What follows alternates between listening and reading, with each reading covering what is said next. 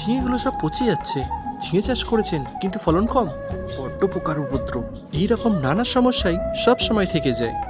আজ আমি দেখাবো আমাদের এই ছোট্ট উঠানেও ছোট্ট মাচা করে কিভাবে ঝিঙে ফলানো যায়। চলুন তাহলে শুরু করা যাক একদম শুরু থেকে। আমি কিন্তু বাজার থেকে অঙ্কুর করা চারা কিনেছিলাম, আর এই বীজগুলোকে মাটিতে নয় টবেতে তৈরি করে নিয়েছিলাম। মাটিতে পোকামাকড়ের আক্রমণ প্রচুর হয়, তাই বীজগুলোকে টবে লাগিয়েছি। তারপর জৈব ছত্রাক মেশানো জল দিয়ে টবের মাটিটাকে ভিজিয়ে নিয়েছিলাম। গ্লাসে টবেতে করে অনেকগুলোই কিন্তু চারা তৈরি করেছিলাম, আর কিছুদিনের মধ্যেই চারাগুলো সুন্দর হয়ে বেরিয়ে এলো। আর চারা একটু বড় হতেই গাছগুলোকে মাটিতে সাবধানে বসিয়ে দিলাম। ঝিঙে চাষের ক্ষেত্রে রোদ কিন্তু খুবই গুরুত্বপূর্ণ, তাই গাছের জন্য এমন এক জায়গা নির্বাচন করতে হবে যেখানে সারাদিনে পর্যাপ্ত সূর্যালোক আসে।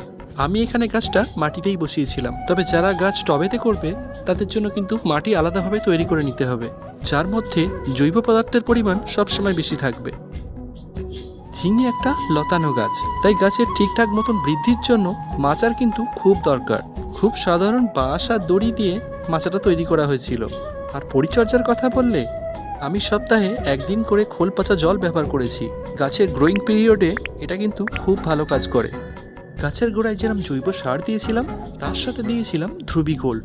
এটা কিন্তু গাছকে বাড়তে আর গাছের ওভারঅল গ্রোথে খুব সাহায্য করে। গাছের চারপাশে গোল করে গর্ত করে তার মধ্যে গোটা কয়েক দানা দিয়ে হালকা করে মাটিটা ঢেকে দিন, তারপর শুধু একটু জল দিয়ে দিন। ঝিঙে চাষে কিন্তু মাঝে মাঝে পোকার উপদ্রব হয়। আমি নিয়মিত জৈব কীটনাশক স্প্রে করেছি, যাতে গাছের কোনো রকম পাতার রোগ বা গাছের অন্যান্য কোনো রোগ না হয়। ঝিঙের সবচেয়ে বড় শত্রু হলো ফলমাছি। এছাড়াও ঝিঙে খেতে কিন্তু হাড়ি চাচা পাখি খুব পছন্দ করে, তাই এদের থেকে বাঁচাতে ফলগুলোকে পলিথিন দিয়ে প্যাকিং করে দেওয়া হয়েছে। এতে ফলমাছি যেমন ডিম পাড়তে পারে না, সেরকমই পাখিগুলো খেতে ভয় পায়। তাছাড়া ফলের রং ও গঠনও কিন্তু সুন্দর থাকে।